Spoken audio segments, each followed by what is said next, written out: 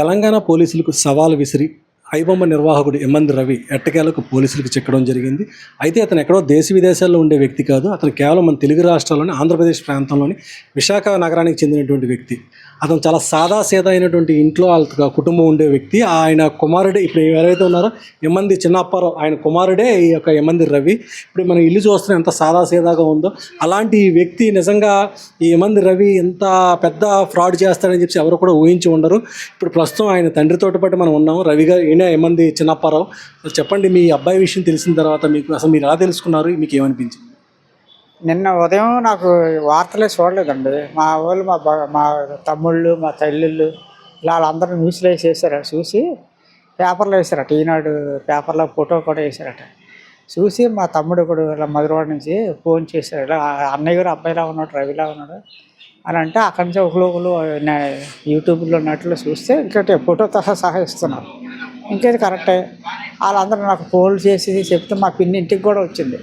చెప్తే ఏమో పిన్ని నాకు తెలియదు, చూస్తానులే అంటే మరి మనం ఏం చేయగలరు, చెప్పు వింటానే చూస్తాను, మన చేతిలో ఏముంది, ఏం జరిగిందో నాకు తెలియకుండా నేను ఏం చెప్తాను అని అనేసాను. వెళ్ళిపోయింది. ఆ తర్వాత యూట్యూబ్ అది చూస్తే ఓ బోడని. ఆ తర్వాత ఛానళ్ళు ఉన్నారు కదా, మీ ఛానళ్ళు మీరు అందరూ ఏం చెప్తే అది కరెక్ట్ అనుకోండి. తర్వాత వార్తల్లో చూడటమే తప్ప నాకు వేరేగా నాకు ఈ అబ్బాయి రవితో మీకు ఎన్నాళ్ళుగా, అంటే ఇప్పుడు ప్రస్తుతం పరిచయం కొనసాగుతుందా లేకపోతే ఏమైనా ఇద్దరు విడిపోయారా? విడిపోవడం కలిసిపోవడం కాదండి. ఆడి బతికాడు బతుకుతాడు, నా బతికి నేను బతుకుతాను. అమ్మరా ఇంటికి వస్తుంటాడు వైజాగ్. అది ఆడికి అవసరమైతే వస్తాడు. వాళ్ళ ఫ్రెండ్స్ వాళ్ళు ఉంటారు కదా, వాళ్ళ పెళ్ళిళ్ళు అయ్యి ఉంటాయి కదా, వాళ్ళ ఫ్రెండ్స్ పెళ్ళిళ్ళు ఏదైనా అవసరం ఉన్నా వస్తాడు. రావద్దు మన ఎలా ఉంటుంది సార్, మన ఇంటికి మనం వస్తే మా నాన్న ఇంటికి రావద్దు అంత నన్ను అంటాడు. రావద్దని అన్న వచ్చిన ఉండమంతే ఉండడు, వెళ్ళిపోమంతే వెళ్ళిపోడు. వస్తాడు, అడిగి నచ్చిన వాళ్ళు ఉంటారు, నచ్చినప్పుడు వెళ్ళిపోతాడు. అంతేగాని అక్కడ వెళ్ళొద్దని మనం వెళ్ళకన్నా ఉండడు, వెళ్ళిపోనే మనకు ఎందుకు వెళ్ళిపోమని మనం ఎందుకు అనాలా? నేనేం మోసిపోతానంటే నేను మోసిపోను కదా, ఆడికి కదా. కాబట్టి మరి అది లేదు ఇది లేదు. చివరిగా రవి మీ ఇంటికి ఎప్పుడు వచ్చాడు మిమ్మల్ని చూడడానికి? వచ్చాక ఆడికి అంత ప్రేమ ఆడికి లేదు, నాకు లేదు. అది ఎప్పుడో వచ్చాడు, 2 సంవత్సరాల కిందట ఎప్పుడో వచ్చాడు ఒకసారి. ఆ తర్వాత రాలేదు. ఏదైనా అవసరం వస్తే నేను ఫోన్ చేస్తే మాట్లాడతాడు, ఫోన్ ఎత్తాడు. మామూలుగా ఆడ ఒకవేళ ఏదో బిజీగా ఉన్నా, అది వర్క్లో ఉన్నా తర్వాత ఫోన్ చేసుకొస్తాడు. రవి పుట్టింది వైజాగ్, చదువుకుంటూ కూడా ఇక్కడే ఉంటారా? రవే కాదండి, మా తాతలు కూడా ఇక్కడే పుట్టారండి. ఈ భూములు అన్నీ ల్యాండ్స్ అన్నీ మాయే. ఒకప్పుడు మాయ అంటే మా ఒక్కళ్ళు కావు. మా తాతలు, చిన్న తాతలు, పెద్ద తాతలు అందరూ మొత్తం ఆ జంక్షన్ నుండి ఆ జంక్షన్కి వెళ్ళే వరకు ఈ భూముల మీదే బతికేవాళ్ళు అందరూ. నా పెళ్ళికి ముందే భూములు పోయాయి. కాబట్టి ఆడికి ఆ భూముల గురించి తెలియదు. మేము గంట అన్నము చూడంబలు తాక్కునే బతికాం. ఇలాగే ఎంతవరకు చదువుకున్నాడండి? నేను ఆడు చదువుకున్నాను, నేను చదివించాను. డిగ్రీ వరకు చదివించాను, MBA చదివించాను. అంతవరకు పిల్లలు ఇద్దరు, ఒక 2 పిల్లలు, బాబు పాప. బాబు పెద్దోడు, పాప చిన్నది. ఇద్దరిని చదివించాను, ఇద్దరు సమానంగా చదివించాను. మీరు ఎంతో గౌరవప్రదంగా సాదాసీదా కుటుంబం నడుపుకుంటూ BSNలో ఉద్యోగం చేసి చాలా గౌరవంగా రిటైర్ అయ్యి మళ్ళీ బతుకుతున్నారు కదా. ఇలాంటి టైంలోని మీ అబ్బాయి ఇలా చేసి, అంటే ఒక పైరసీని నడుపుతూ పట్టుపడ్డం అంత వార్త తెలిస్తే మీకు ఏమనిపిస్తుంది?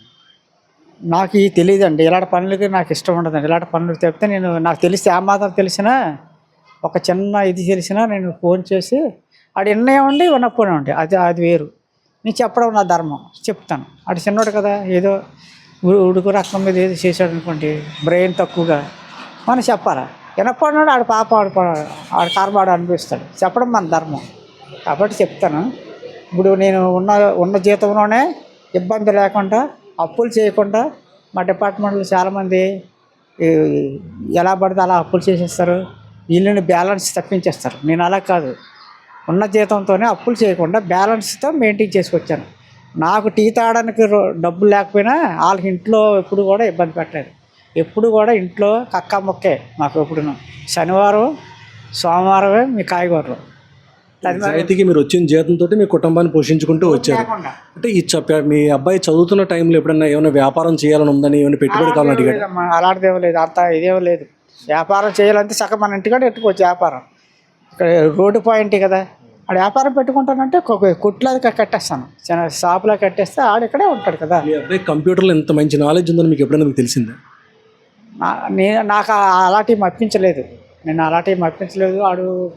ఆడేదో పొట్ట కోసం వెళ్ళిపోయాడు. ఆడు పొట్ట కోసం ఆడు వెళ్ళిపోయాడు, అక్కడ నడుచుకున్నాడు. మీ దగ్గర నుంచి ఎప్పుడు వెళ్ళిపోయాడు? చాలా అయిందండి, 15 సంవత్సరాల కిందట వెళ్ళిపోయాడు. పెళ్ళి అవ్వకముందు వెళ్ళిపోయాడు. వెళ్ళిపోతే హైదరాబాద్ వెళ్ళిపోయాడు. హైదరాబాదు అని తర్వాత తెలుసు, ముందు తెలదు. ఎక్కడికి వెళ్ళిపోయాడో తెలియదు, ముందు తెలదు. ఆ తర్వాత అప్పుడు మా ఇంట్లో గొడవలు సమస్యలు వచ్చాయి. ఆ తర్వాత ఎవరి మట్టుకు వాళ్ళు వెళ్ళిపోయాము. ఆడు ఆకలితో ఎన్నాళ్ళు ఉంటాడు ఇంట్లో, ఆడి దారి ఏదో ఆడు ఎత్తుక్కుంటాడు. తను కాళ్ళ మీద తను నిలబడదామని చెప్పి ఇంట్లోంచి వెళ్ళిపోయి తనంతా తను బతుకుతున్నాడు. అబ్బాయి పెళ్ళి ఎప్పుడు జరిగింది? 2017 అండి. 2017లో చేసాం. 18లో మా మనవరాలు పుట్టింది. వాళ్ళు బాగానే చక్కగా అన్యోన్యంగా ఉండేవారా? బాగానే ఉండేవారండి. మా కోళ్ళు మంచిదే, ఆవిడ మంచిదే. చూడడానికి వచ్చేవారా? పెళ్ళి అయిన తర్వాత ఒకసారి వచ్చింది, తర్వాత పాప పుట్టిన తర్వాత వచ్చారు. సింహాసాలం వెళ్ళాం అందరం. బాగానే ఉన్నారు. తర్వాత పొయ్యి కాలాలు అంతే, మరి ఏం చేస్తాం. మరి ఇంకా మనం ఇప్పుడు హైదరాబాద్ పోలీసులకి చివరిగా మీరు ఏమైనా చెప్పదలుచుకున్నారా? అంటే ఇప్పుడు మీ అబ్బాయి పట్టుకున్నారు, ఇప్పుడు చివరికి ఏం చేస్తారన్నది ఇప్పుడు అందరూ కూడా ఒక విధంగా ఆశ్చర్యం వ్యక్తం చేస్తుంది. ఎందుకంటే ఒక వర్గం అంతా కూడా ఆయనకి చాలా సపోర్ట్ చేస్తుంది, నిజంగానే మంచి పనే చేశాడు. ఇంకో వర్గం అతని వల్ల కొన్ని కోట్ల రూపాయలు నష్టపోయిన ఇండస్ట్రీ గగ్గోలు పెడుతుంది. సో ఈ నేపథ్యంలో మీరు ఏం చెప్తారు? ఆయన్ని సమర్థించారంటే వాళ్ళు ఏదో లాభం పొంది ఉంటారు, అంతేగాని సమర్థించిన వాళ్ళు మనం ఎంత సమర్థిస్తాం? ఇప్పుడు మనం సమర్థించారంటే దానికి కారణం ఏంటి? ఆడవాళ్ళకి అయితే కలిసి వచ్చింది. ఒక తాగుబోతుని సమర్థిస్తాడు, ఆడు తాగుతాడు కదా కలిసి. మనం సమర్థించాం కదా, అలాగే ఉంటుంది. మనం ఆడు సమర్థించండి, మనం సమర్థిస్తాడు గుడ్డిగానే. మన ధర్మం ప్రకారం మనం వెళ్ళిపోతాం అంతే. హైదరాబాద్ పోలీసులు మీరు ఏమైనా కోరదలుచుకున్నారా మీ అబ్బాయి గురించి? వాళ్ళు కోరేది ఏముంది సార్, ఆఫీసర్లు ఏదో ఆడిని ఇబ్బంది పెట్టకుండా కొన్ని తెలియక చేసాడేమో, వార్నింగ్ ఇచ్చి అవసరమైతే 2 కొట్టైనా సరే వదిలిస్తే, కొద్దిగా వదిలేదంటే ఆ చట్ట ప్రకారంగా చేస్తారు. వాళ్ళ సొంత పని కాదు కదా, అది వాళ్ళ ఇంట్లో పని కాదు కదా, చట్ట ప్రకారంగా చేయగలడు. కానీ ఆఫీసర్ అని ఆయన సొంతంగా నిర్ణయం తీసుకోలేడు కదా. ఆయన పరిధిలోకి వచ్చింది ఏమైనా హెల్ప్ చేయగలరు. నేను ఉద్యోగం చేశాను.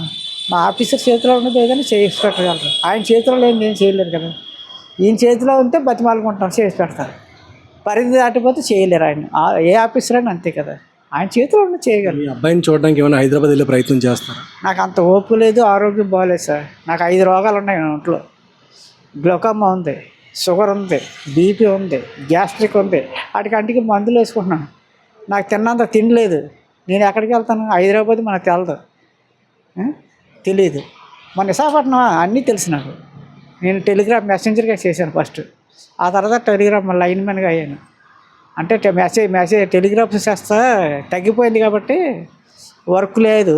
అందువల్ల మా ఆఫీసర్లు మీరు లైన్మెన్గా వెళ్ళిపోండి, ఒకటే జీతం ఒకటే స్కేలు అన్నీ, కాబట్టి మీరు ఆ వర్క్ ఒకటే డిపార్ట్మెంట్ కాబట్టి ఆ పని లైన్మెన్గా వెళ్ళిపోండి అని ట్రైనింగ్ ఇచ్చి లైన్మెన్గా చేశారు.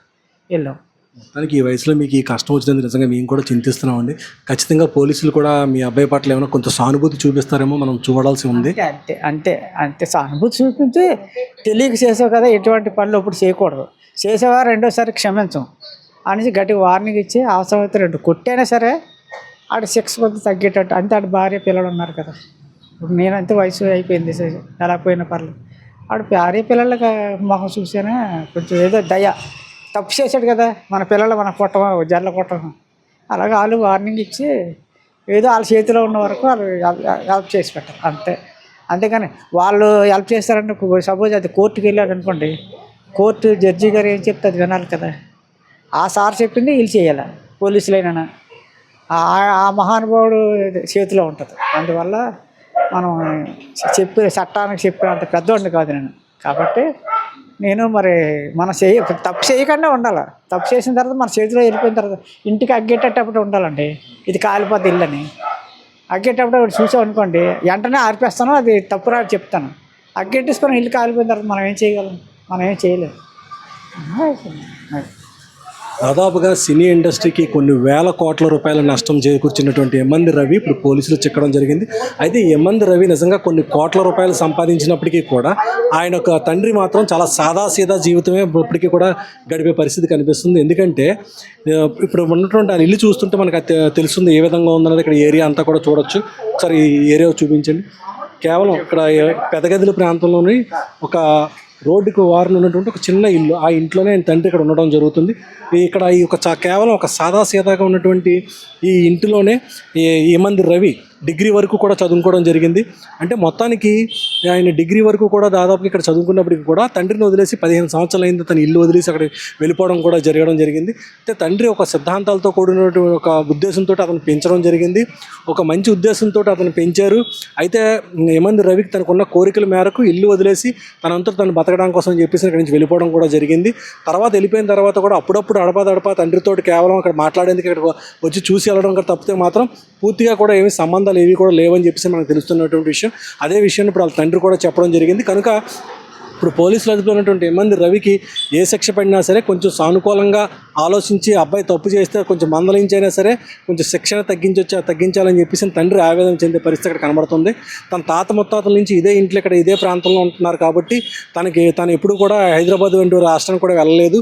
కనుక నేను ఇక్కడి నుంచి వెళ్ళే పరిస్థితి కూడా లేదు, కొడుకుని చూడడానికి నేను ఇక్కడే ఉంటానని చెప్పి ఆయన ఒక్కడే ఇక్కడ ఉండడం, భార్య కూడా లేరు. ప్రస్తుతం తండ్రి ఒక్కడే ఈ ఇంట్లోనే ఇక్కడ కాలం వెళ్లదీసే పరిస్థితి కనిపిస్తుంది. కెమెరా పర్సన్ మోహన్తో దుర్గాప్రసాద్, విశాఖపట్నం నుండి.